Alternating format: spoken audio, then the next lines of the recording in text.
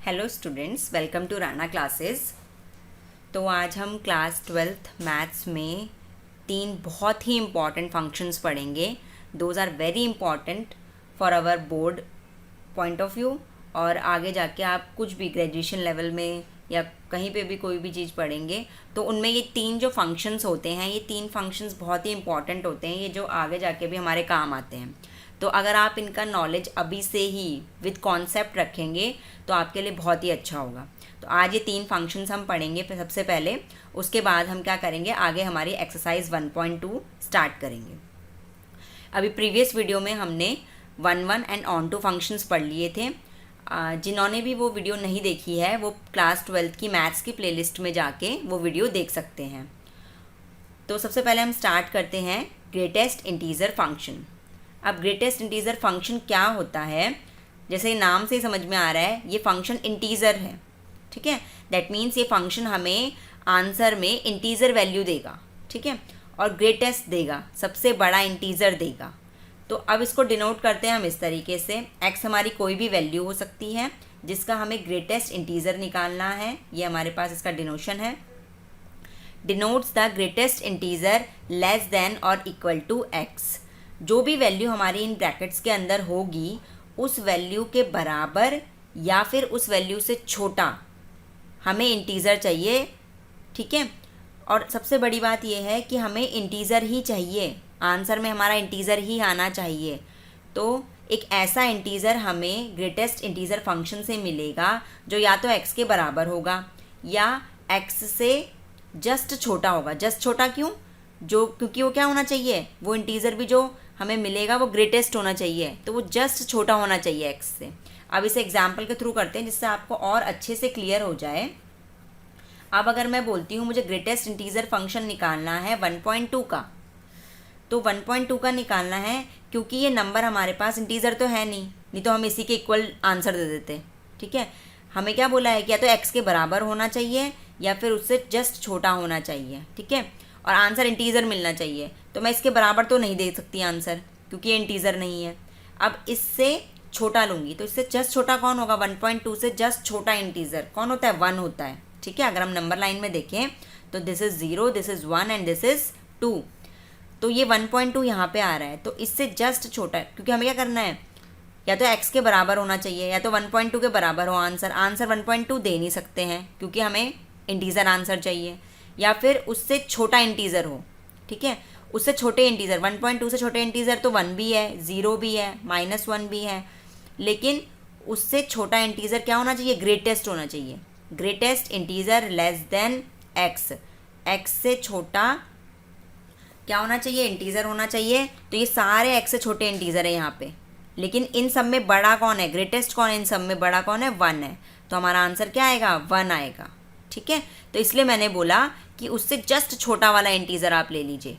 ठीक है, तो अब अगर मैं ऐसे ही बात करूँ 2.7 की, क्योंकि हम इसके बराबर नहीं ले सकते because this number is not integer, तो हम क्या करेंगे, इससे जस्ट छोटा वाला इंटीजर लेंगे। कौन होता है, 2 होता है।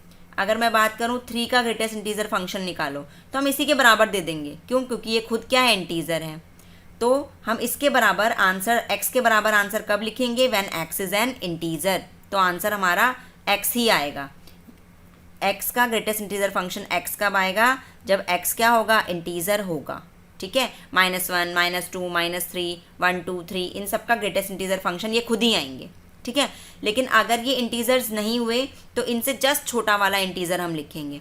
अब अगर मैं बात करूँ -5.6 की, ठीक है, क्योंकि ये इंटीजर तो है नहीं। ठीक है, इंटीजर नहीं है तो इंटीजर वैल्यू नहीं है, तो इससे जस्ट छोटा वाला इंटीजर लेना है। अब इससे जस्ट छोटा आप ये मत बोल दीजिए कि -4 होता है। ठीक है, तो अब हम क्या करें फिर, इससे जस्ट छोटा वाला कौन सा लें, क्योंकि नेगेटिव में हमें पता है नेगेटिव की कहानी पॉजिटिव से जस्ट उल्टी होती है। -1, -2, -3, फिर यहाँ पे -4 और यहाँ पे -5, और यहाँ कहीं जाके आ जाएगा हमारे पास -5.6।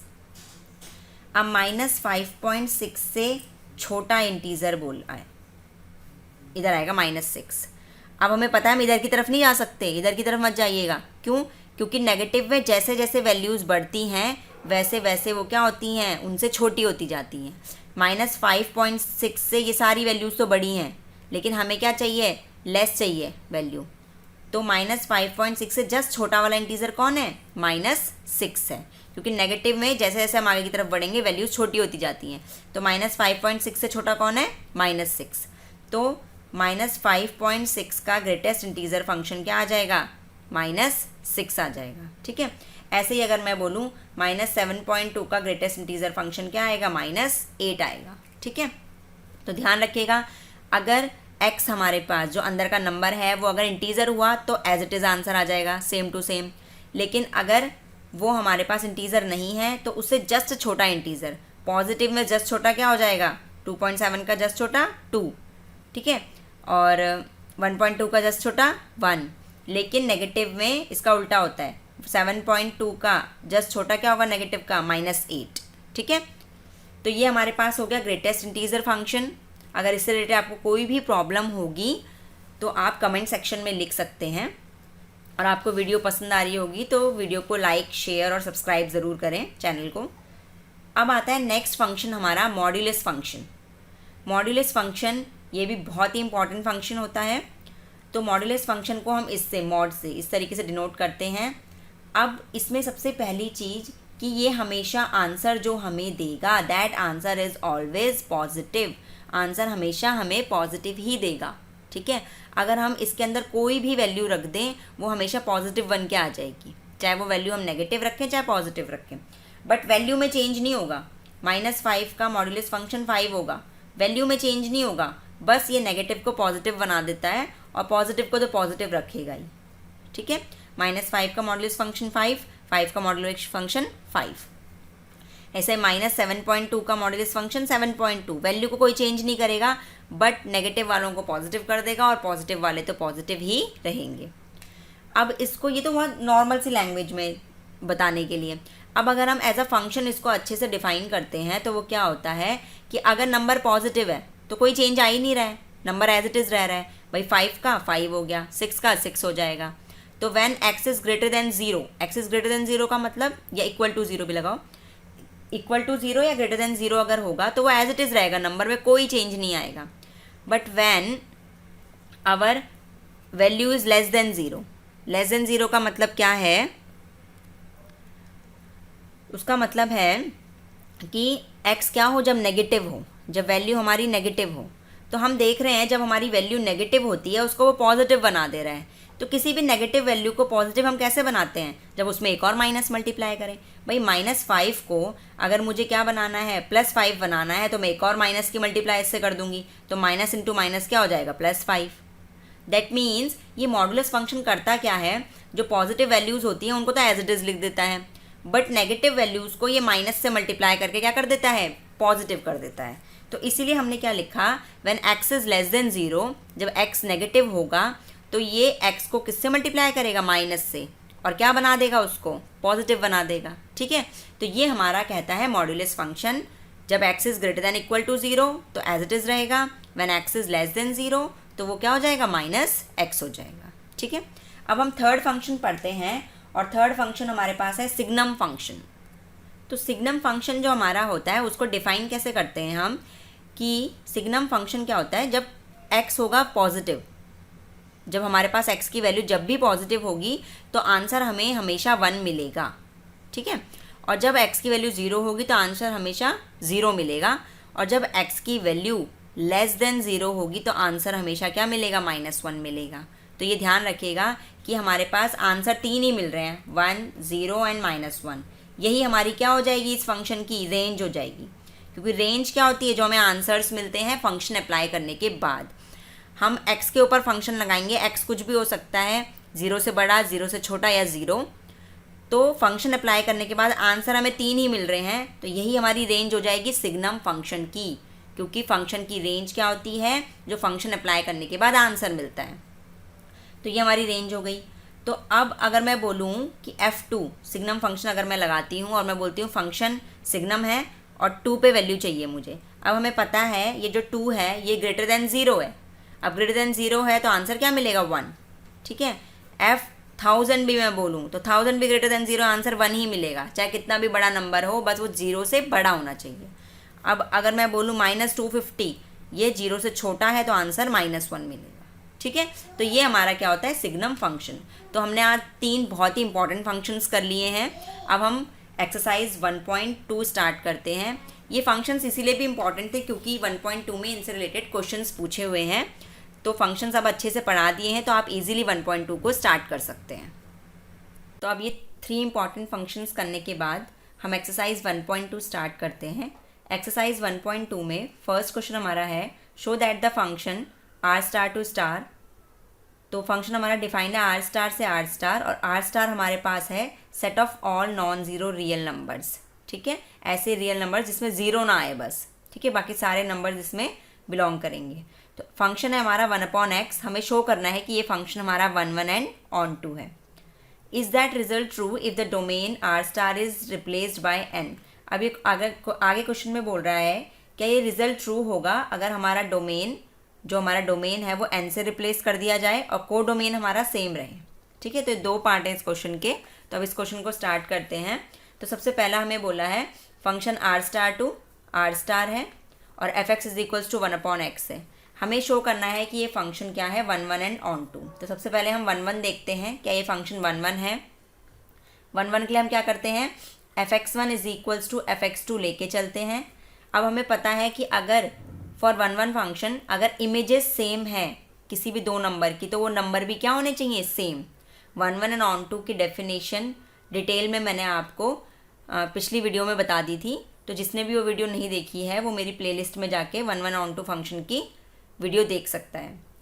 तो अब इसमें मैंने क्या बताया था आपको कि अगर इमेजेस सेम होंगी तो वो नंबर भी डोमेन में क्या होने चाहिए, सेम होने चाहिए। x1 एंड x2 भी क्या होने चाहिए, सेम, तभी वो फंक्शन 1 1 होगा, अदरवाइज फंक्शन 1 1 नहीं होगा। तो हमने ले लिया fx1 is equals to fx2। अब देखते हैं क्या ये x1 x2 इक्वल है या नहीं। तो fx1 को हम क्या लिखेंगे, x की जगह x1 लिख दो, तो 1/x1 is equals to 1/x2। Cross multiply करेंगे तो क्या आ जाएगा हमारे पास, x2 is equals to x1। इसका मतलब x1 किसके बराबर है, x2 के। इसका मतलब हमारा फंक्शन क्या हो गया, जो हमारा फंक्शन है fx is equals to 1/x, ये क्या हो गया हमारे पास, 1 1 हो गया। ठीक है, अब 1 1 तो हमने शो कर दिया। अब 1 1 के बाद हम क्या दिखाएंगे, इस फंक्शन को ऑन 2 दिखाएंगे। अब शो करना है कि ये फंक्शन क्या होगा, ऑन 2 होगा। भाई ऑन 2 के लिए हमारे पास डेफिनेशन क्या थी कि हमें हमारे कोडोमेन की हर एक वैल्यू के लिए, कोडोमेन की हर एक वैल्यू के लिए हमें क्या मिलनी चाहिए, प्री इमेज मिलनी चाहिए। किसमें, डोमेन में मिलनी चाहिए। तो ये ऑन 2 होता है, तो दैट मीन्स हमें क्या शो करना होता है, fx is equals to y show करना होता है ऑन 2 में। ठीक है, तो हमें जब भी ऑन 2 प्रूफ करना हो तो एक सिंपल सा मेथड मैं आपको बताऊँ, साइड में रफ में करके देखिए। यहाँ पे जो फंक्शन दिया हुआ है fx is equals to 1/x, fx की जगह क्या लिखिए आप, y लिख दीजिए, और is equals to 1/x। fx की जगह y लिखिए, बाकी फंक्शन एज इट इज़ रहेगा। वहाँ से x की वैल्यू कैलकुलेट कीजिए, x यहाँ जाएगा तो y आ जाएगा नीचे, x is equals to 1/y। अब ये x की वैल्यू अगर डिफाइन है तो ये x आ कहाँ से रहा है, डोमेन से आ रहा है, तो x is equals to 1/y तो यहाँ डिफाइन हो जाएगा। ठीक है, क्यों डिफाइन हो जाएगा, क्योंकि आर स्टार रियल नंबर के अंदर सारे 1/y का मतलब क्या है, ये अपॉन के नंबर सारे के सारे इसमें आएंगे, तो ये डिफाइन है। अगर ये नंबर डिफाइन है दैट मीन्स ये क्या हो जाएगा, फंक्शन ऑन 2 अपने आप हो जाएगा। कैसे हो जाएगा, अब हम क्या करेंगे, x की जगह हम क्या लिखेंगे, 1/y is equals to, x की जगह लिखेंगे 1/y, क्योंकि हमने x की वैल्यू कैलकुलेट कर ली रफ में कि जब हम x की वैल्यू 1/y रखेंगे तो हमारे पास आंसर ये उल्टा हो जाएगा, जब भी ऊपर जाएगा तो क्या हो जाएगा, y/1 हो जाएगा, आंसर क्या आ जाएगा, y। तो ये था क्या हमारे पास fx का आंसर क्या आ गया, y। तो यही प्रूफ करना होता है हमें कि फॉर ऑन 2 फंक्शन हमें हर एक x के लिए फंक्शन लगाने पे क्या इमेज मिलेगी, y मिल जाएगी। ठीक है, तो सिंपल सा जब भी ऑन 2 प्रूफ करना है तो आप साइड में क्या करोगे, fx की जगह y लिख के x की वैल्यू कैलकुलेट करोगे। अगर वो वैल्यू डोमेन में डिफाइन है, मतलब डोमेन से x की वैल्यू हमें मिल सकती है, तो दैट मीन्स फंक्शन ऑन 2 होगा। अगर नहीं मिल सकती है तो फंक्शन ऑन 2 नहीं होगा। दैट मीन्स ये है कि x की वैल्यू, x को जब भी हम 1/y रखेंगे तो y ऊपर चले जाएगा, तो फंक्शन क्या हो जाएगा, y आएगा। fx इज इक्वल्स टू क्या आएगा, y आएगा। ठीक है, तो फंक्शन कैसा हो गया, ऑन 2 हो गया।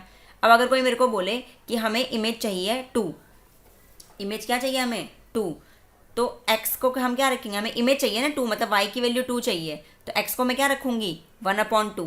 यहाँ पे x की वैल्यू रखी है 1/2, 1/2 रखा, ठीक है। x को जैसे ही मैं यहाँ पे 1/2 रखूँगी 2 कहाँ चले जाएगा ऊपर, और आंसर क्या आ जाएगा f(x) का 2। मतलब 2 अगर हमें इमेज चाहिए तो हमारी प्री इमेज क्या होगी 1/2। अगर हमें 3 हमें चाहिए इमेज तो हमारी प्री इमेज उसकी x की वैल्यू कितनी होगी 1/3। तो ये समझ में आ रहा है ना अच्छे से। अगर हमें 5 चाहिए हमें क्या इमेज, तो हमारी x की वैल्यू क्या आएगी 1/5, मतलब x की वैल्यू 1/5 रखने पे हमारी जो इमेज आएगी दैट इमेज इज़ 5, ठीक है। तो इस तरीके से हम ऑन टू को प्रूफ करते हैं, ये रफ में करना है और इस तरीके से लिखना है for x is equals to 1/y, f(x) की क्या आ रहा है y, that means our function f(x) is equals to 1/x is onto function, ठीक है। तो 1 फंक्शन प्रूफ कर दिया, ऑन टू फंक्शन प्रूफ कर दिया। उसके बाद हमें क्या बोल रहा है कि when R star is replaced by n, ठीक है, when our domain is replaced by n, तो हमारे पास फंक्शन को देखिए कि फंक्शन 1 ऑन टू है या नहीं, n से रिप्लेस कर दिया है, ये सेम टू सेम है, इधर यहाँ पे क्या करा है केवल डोमेन को चेंज किया है। तो अब चेक करना है भाई, हम वही 1 का तो वैसे ही केस करेंगे सेम टू सेम, ठीक है। f(x1) is equals to f(x2) करेंगे, चेक करो 1 ऑन टू, तो 1/x1 is equals to 1/x2, तो x1 इज इक्वल्स टू क्या आ गया x2। तो फंक्शन हमारे पास कैसा हो गया यहाँ पे 1 हो गया, क्या हो गया फंक्शन 1। अब देखो इसी केस में आपको ऊपर वाला और अच्छे से समझ में आ जाएगा। अगर मैं ऑन टू चेक करना चाहती हूँ फंक्शन को, तो ऑन टू चेक करने के लिए मैं फिर से वही करूँगी भाई, f(x) की जगह y रखा इज इक्वल्स टू 1/x, और x की वैल्यू 1/y निकल के आ रही है, x की वैल्यू अगर 1/y निकल के आ रही है, ठीक है। अब इस x को देखना है क्या ये डोमेन में डिफाइन होगा, भाई डोमेन में डिफाइन नहीं होगा, क्योंकि नेचुरल नंबर में 1/समथिंग के नंबर आएंगे नहीं। भाई y की वैल्यू अगर 1 होगी तो ठीक है, x 1 क्या होता है यहाँ बिलोंग करेगा नेचुरल नंबर में। अगर मैं 2 रख दूँ y की वैल्यू जैसे मैंने 2 रखी तो 1/2, x की वैल्यू 1/2 कभी हो सकती है, नहीं हो सकती नेचुरल नंबर में, क्योंकि नेचुरल नंबर 1 2 3 होते हैं, फ्रैक्शंस में नहीं होते हैं। दैट मीन्स x की वैल्यू यहाँ डिफाइन ही नहीं है नेचुरल नंबर में, दैट मीन्स ये फंक्शन ऑन टू नहीं होगा, ठीक है।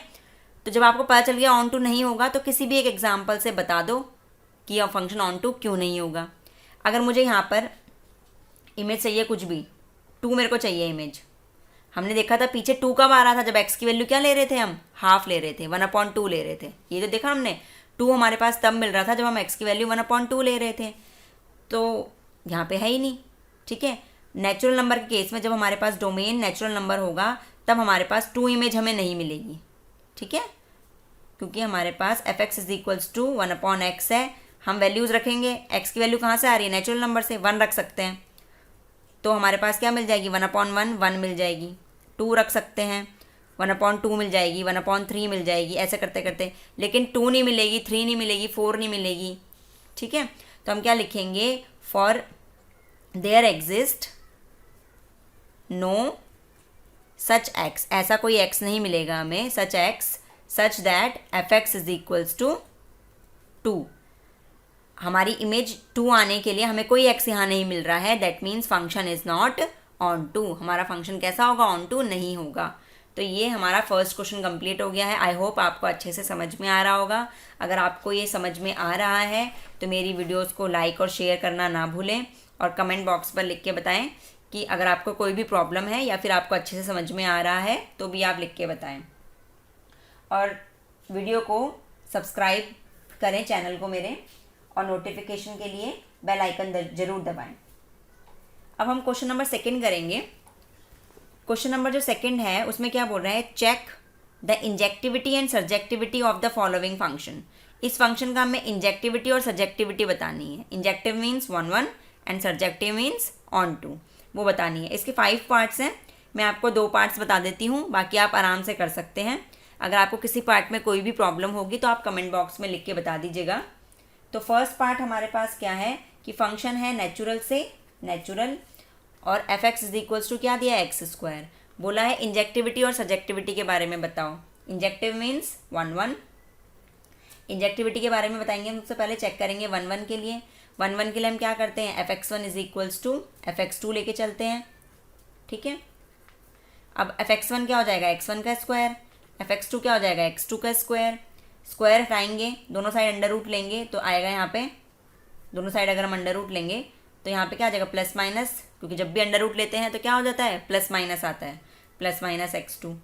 अब हमें पता है कि नेगेटिव वैल्यू तो कैंसिल अपने आप ही हो जाएंगी, क्योंकि भाई नेचुरल नंबर में तो नेगेटिव होता ही नहीं है ना। तो हमारे पास क्या आ जाएगा, x1 is equals to x2, क्योंकि नेचुरल नंबर तो स्टार्ट ही कहाँ से होते हैं, 1 से। नेगेटिव तो आ ही नहीं सकता है, कैंसिल अपने आप हो गया, x1 is equals to x2 आ गया। दैट मीन्स फंक्शन इज 1 1, मतलब इंजेक्टिव, ठीक है। अब उसके बाद हम चेक करेंगे नेक्स्ट सर्जेक्टिव के लिए कि फंक्शन ऑन टू है या नहीं है। अब फंक्शन ऑन टू है या नहीं है ये तो आपको नॉर्मली वैसे ही पता चल जाएगा, क्योंकि जब भी हम स्क्वायर करते हैं, ठीक है, जब भी हम किसी फंक्शन का स्क्वायर करते हैं, क्यूब करते हैं, ठीक है, और नेचुरल से नेचुरल लेते हैं तो कोई ना कोई वैल्यूज़ हमारी छूट जाती हैं। क्या करती हैं, वैल्यूज़ छूट जाती हैं। अब हम देखेंगे f1 इज इक्वल्स टू 1 का स्क्वायर कितना, 1, f2 इज इक्वल्स टू 2 का स्क्वायर कितना, 4, बीच का 2 नंबर गया, 3 नंबर गया तो गायब हो गए बीच से। मतलब 2 और 3 के लिए हमें क्या नहीं मिल रही है, यहाँ पे प्री इमेज नहीं मिलेगी भाई। 2 3 जो हमारे पास यहाँ पे है कोडोमेन में, उसके लिए डोमेन में कोई वैल्यू नहीं मिल रही है, क्योंकि 2 किसी का स्क्वायर नहीं होता, 3 किसी का स्क्वायर नहीं होता। फिर मैं x की वैल्यू 3 रख के देखा तो 3 का स्क्वायर कितना हो रहा है, 9। तो बीच में 5 6 7 ये भी छूट गए, कि 5 किसी का स्क्वायर नहीं होता, 6 किसी का स्क्वायर नहीं होता। अगर 6 किसी का स्क्वायर नहीं होता तब जब हमारे पास कहाँ से आ रही है वैल्यूज़, नेचुरल नंबर से आ रही है, ठीक है। वैसे 6 किसका, अंडर रूट 6 का स्क्वायर करूँगी अगर मैं तो 6 आता है, बट ये अंडर रूट 6 तो नेचुरल नंबर में होता ही नहीं है ना, ठीक है। तो अगर रियल नंबर हमारे पास डोमेन होगा तो बात अलग होगी, बट यहाँ पर रियल नंबर डोमेन नहीं है, domain is our natural number. तो नेचुरल नंबर के केस में नेचुरल हम लगातार ले रहे हैं, हम नेचुरल नंबर 1 2 3, लेकिन हमारी बीच की वैल्यूज़ छूट जा रही हैं। अगर हमारी बीच की वैल्यूज़ छूट जा रही हैं दैट मीन्स हमारा कोडोमेन पूरा कवर नहीं हो रहा है, ठीक है, हमारा कोडोमेन पूरा कवर नहीं हो रहा है, तो फिर हमारे पास फंक्शन सर्जेक्टिव नहीं होगा। अब फंक्शन सर्जेक्टिव नहीं होगा तो हम क्या लिखेंगे, there exist no such x, ऐसा कोई एक्स हमें मिलेगा ही नहीं, no such x such that f x is equals to 2। भाई 2 के लिए हमें कोई एक्स नहीं मिल रहा है तो 1 के लिए लिख दो बस, तो फंक्शन ऑटोमेटिकली क्या हो जाएगा, फंक्शन इज नॉट सर्जेक्टिव, हमारा फंक्शन सर्जेक्टिव नहीं होगा। तो हमारे पास ये हो गया, ये हमारे पास पूरा क्वेश्चन हो गया, फर्स्ट पार्ट इसका पूरा हो गया। अब हम उसके बाद करते हैं सेकंड पार्ट। तो इसमें से हम एक और पार्ट ले लेते हैं कोई सा। अब हम ले लेते हैं एक बार थर्ड पार्ट ले लेते हैं, क्योंकि third part real to real है, आपको और अच्छे से क्लियर हो जाएगा। रियल टू रियल हमारे पास थर्ड पार्ट है और फंक्शन यही है एक्स स्क्वायर, ठीक है। उसके बाद सेकंड क्वेश्चन के बाकी पार्ट्स आप कर लीजिएगा और नेक्स्ट वीडियो में हम थर्ड क्वेश्चन से फिर स्टार्ट करेंगे। अब थर्ड पार्ट हमारे पास है फंक्शन रियल टू रियल है, f x is equals to x square है। तो सबसे पहले अगर हम इसकी इंजेक्टिविटी देखें तो इंजेक्टिविटी में हम क्या देखेंगे, वही f x one is equals to f x two, x one square is equals to x two square, तो x one plus minus is equals to plus minus x two, जैसे हम पीछे कर चुके हैं। अब इसमें ये देखिए कि भैया इंजेक्टिव होगा या नहीं होगा, क्योंकि इसमें तो नेगेटिव वैल्यूज़ भी होती है ना रियल नंबर में, तो दोनों केस प्लस भी लेंगे हम, नेगेटिव भी लेंगे हम। ऐसा नहीं करेंगे, यहाँ पे तो हमने नेगेटिव छोड़ दिया था, यहाँ पे नहीं छोड़ सकते, यहाँ पे तो हमारे पास डोमेन में नेगेटिव वैल्यूज़ भी हैं, रियल में सब आता है। तो plus minus x one is equal to plus minus x two, ठीक है। तो अब हमें देखना है कि ये 1 1 है या नहीं है, तो नहीं होगा, तो प्लस माइनस एक्स दोनों ही आएंगी चीज़ें। हमें क्या चाहिए होता है, केवल x1 is equals to x2 चाहिए होता है, लेकिन यहाँ पे दोनों चीज़ें आ रही हैं, इम्प्लाइज फंक्शन इज नॉट 1 1। या फिर आप ऐसे लिख सकते हो, भाई f1 का स्क्वायर भी 1 होता है, f माइनस 1 का स्क्वायर भी क्या होता है, 1 होता है। भाई यहाँ पे से 1 और -1 लो, दोनों का आंसर क्या आएगा, 1 आएगा। दैट मीन्स दो डिफरेंट x की जो इमेज है वो सेम आ रही है, मतलब फंक्शन 1 1 नहीं होगा। यहाँ पे भी लिख सकते हो आप f1 is equals to f minus 1 है, लेकिन हमारे पास 1 और -1 इक्वल नहीं है, इम्प्लाइज फंक्शन इज नॉट 1 1। आप ऐसे भी लिख सकते हो। ठीक है। तो ये तो क्या थर्ड का इंजेक्टिविटी का पार्ट। अब उसके बाद हम देखते हैं सर्जेक्टिव। क्या देखते हैं हम उसके बाद? सर्जेक्टिव देखते हैं, ठीक है। अब अगर हमें सर्जेक्टिव देखना है, सर्जेक्टिव के लिए ऑन टू चेक करना है भाई। ऑन टू के लिए हम क्या करें? अब ऑन टू के लिए हमें क्या करना होता है? सिंपल सा, मैंने क्या बोला था कि साइड में f x equals to x square है, तो आप सिंपल सा यहाँ पे चेक करिए कि अगर मैं क्या कर दूँ, एफ एक्स की जगह वाई रखूँ, y is equals to x square, और यहाँ से किसकी वैल्यू निकालनी है? एक्स की वैल्यू। एक्स क्या आ जाएगा तुम्हारे पास? रूट वाई, प्लस माइनस में स्क्वायर हटेगा तो क्या लग जाएगा? रूट लग जाएगा। मतलब एक्स की value plus minus root y क्या इसके अंदर बिलोंग करेगा? रियल नंबर के अंदर, वो चेक करना है। अगर बिलोंग करेगा that means function onto हो जाएगा। तो प्लस और नेगेटिव दोनों वैल्यूज़ यहाँ पे बिलोंग तो कर जाएंगी, बट एक और चीज़ नोटिस करने की है कि जब भी हम एफ एक्स में एक्स की वैल्यू रखेंगे तो जितनी भी वैल्यूज़ आएंगी हमारी वो सारी स्क्वायर करके आएंगी, वो सारी कैसी आएंगी? पॉजिटिव आएंगी, ठीक है। हमें 1 भी मिल जाएगा, 2 भी मिल जाएगा, 3 4 सब मिल जाएगा, ठीक है। क्योंकि रूट 2 का स्क्वायर करोगे तो 2 आएगा, रूट 3 का स्क्वायर करोगे तो 3 आएगा, ठीक है। सब मिल जाएगा, लेकिन सारे का सारा किस में मिलेगा? पॉजिटिव में। तो नेगेटिव नंबर्स भी तो होते हैं रियल नंबर में। हमारे पास को डोमेन में जो नेगेटिव चीज़ें वो तो छूट जाएंगी, हमेशा ही छूट जाएंगी। That means function onto नहीं होगा। तो हम कैसे लिखेंगे? There exist no such x such that f x is equals to -2। Answer कभी -2 नहीं आ सकता, क्योंकि किसी भी चीज़ का स्क्वायर करोगे तो आंसर कैसा आएगा? पॉजिटिव। -2 नहीं आ सकता, implies function is not surjective. तो हमारा फंक्शन सर्जेक्टिव नहीं होगा, ठीक है। आई होप यहाँ पे तक आपको अच्छे से समझ में आ गया होगा। हमने दो यहाँ पे पार्ट्स किए, दोनों में बस किसका फ़र्क था? डोमेन का फ़र्क था। यहाँ पे नेचुरल टू नेचुरल, यहाँ पे रियल टू रियल, दोनों में बस इस चीज़ का फ़र्क था, लेकिन दोनों के सॉल्यूशन में काफ़ी अंतर है, ठीक है। तो यहाँ तक आपको वीडियो समझ में आ गई है, तो आप मेरी वीडियो को लाइक, शेयर और कमेंट कीजिए और सब्सक्राइब कीजिए चैनल को। Thank you.